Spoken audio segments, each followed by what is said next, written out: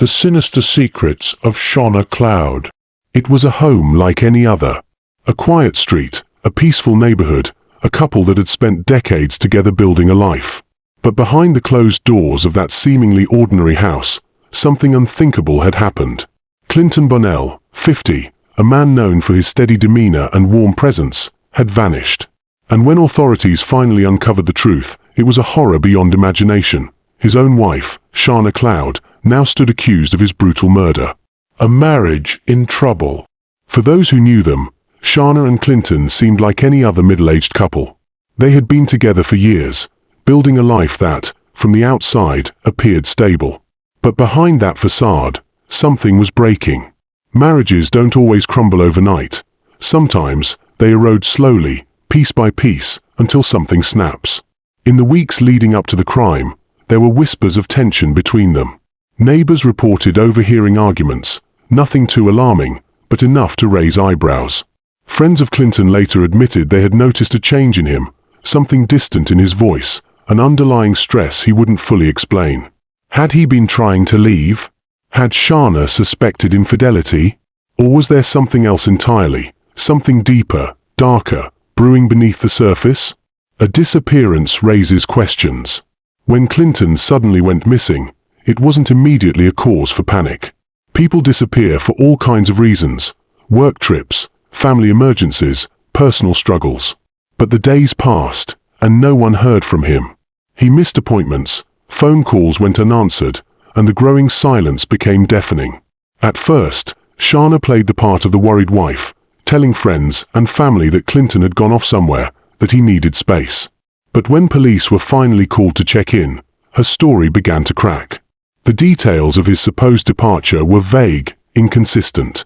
And then, there was the smell, a distinct, sickly scent that seeped from the walls of their home, something unmistakable to seasoned investigators. A grisly discovery. When police finally entered the house, what they found was beyond disturbing. Clinton's body had not only been hidden but allegedly tampered with in an attempt to delay discovery. The very walls of the home that had once witnessed their shared life now held the echoes of his brutal end. Blood evidence, poorly concealed, told a different story than the one Shana had attempted to weave. Forensic teams worked quickly, piecing together the scene like a puzzle. The struggle, the moment of impact, the attempts to cover it up, it was all there, etched into the very fibers of the crime scene.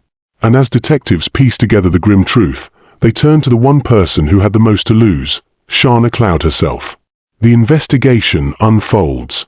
Interrogations can be revealing, not just through what is said, but through what is not. When questioned, Shana's demeanor shifted. At times, she played the part of the grieving wife. At others, she was defensive, evasive. Her story changed. Small details shifted. But the evidence was stacking up against her. Investigators uncovered financial troubles, marital disputes, and, most chilling of all, a possible motive. Had Shana planned this? Was Clinton's death the result of a calculated decision, or had something in the heat of the moment driven her to violence? As police dug deeper, a disturbing narrative began to form, one of control, resentment, and ultimately, murder. The arrest and the trial ahead. The moment of her arrest was both shocking and inevitable. For the officers who placed her in handcuffs, it was the culmination of relentless investigative work. For the community that had once known her as a neighbor, a friend, a wife, it was a moment of disbelief. How could someone who had spent decades by Clinton's side take his life in such a brutal manner? Shana Cloud now faces the full weight of the law, charged with first-degree murder and concealment of death. But her story is far from over. The courtroom will soon become the battleground where her fate is decided. Will the evidence be enough to convict her? Will her defense reveal hidden truths that no one saw coming?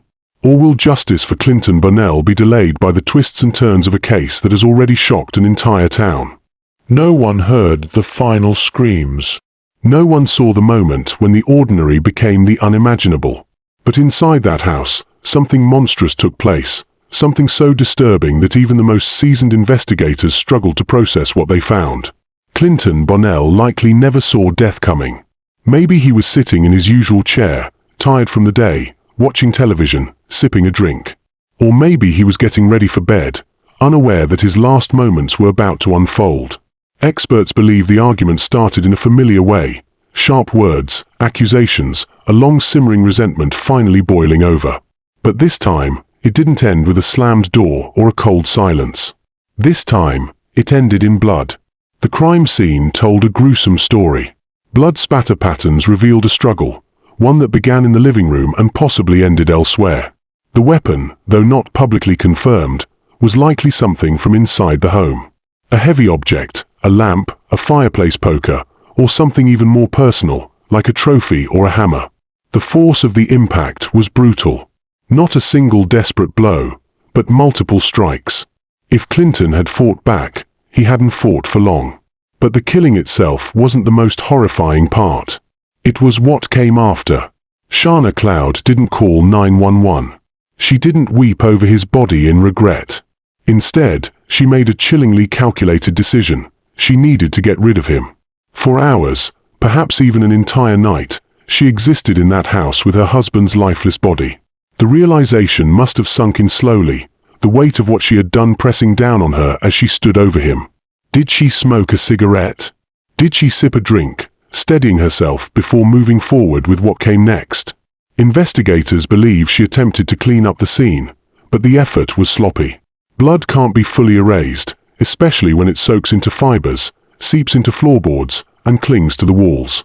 She tried, though. Cleaning supplies were found, rags soaked in an effort to wipe away the evidence. But the real horror came with what she did next. Authorities have not released the full details of what she did to Clinton's body, but sources close to the investigation suggest that she attempted to conceal it in a way that made detectives shudder. The human body is heavy, over 150 pounds of dead weight.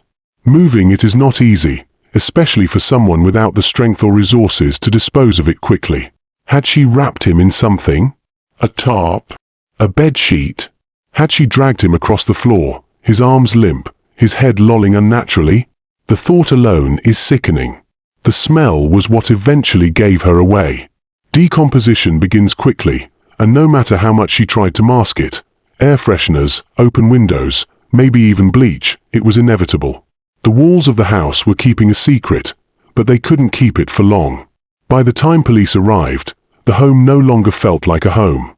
It felt like something else entirely, a place of death, of desperation, of quiet, creeping horror. When they entered, they didn't need long to realize something was terribly wrong. A faint metallic scent still clung to the air. The silence was suffocating. And then they found him. Shana Cloud was arrested that night, her hands lightly trembling, her face pale as the weight of reality crashed down on her. She had thought she could get away with it. She had thought she could make it all disappear. But no one simply vanishes. The dead always leave behind traces of their story, and Clinton Bonnell's story had been written in blood. Now, as she sits behind bars awaiting trial, the world watches, waiting for answers. Was this a crime of rage, or something premeditated? Had she planned it, fantasized about it, let the dark thoughts consume her until she finally acted? Or had she simply snapped in a moment of uncontrollable fury? No one may ever know the full truth. But one thing is certain, what happened behind those closed doors was not just a murder. It was a nightmare. A nightmare that ended in silence, in death, and in the irreversible destruction of two lives.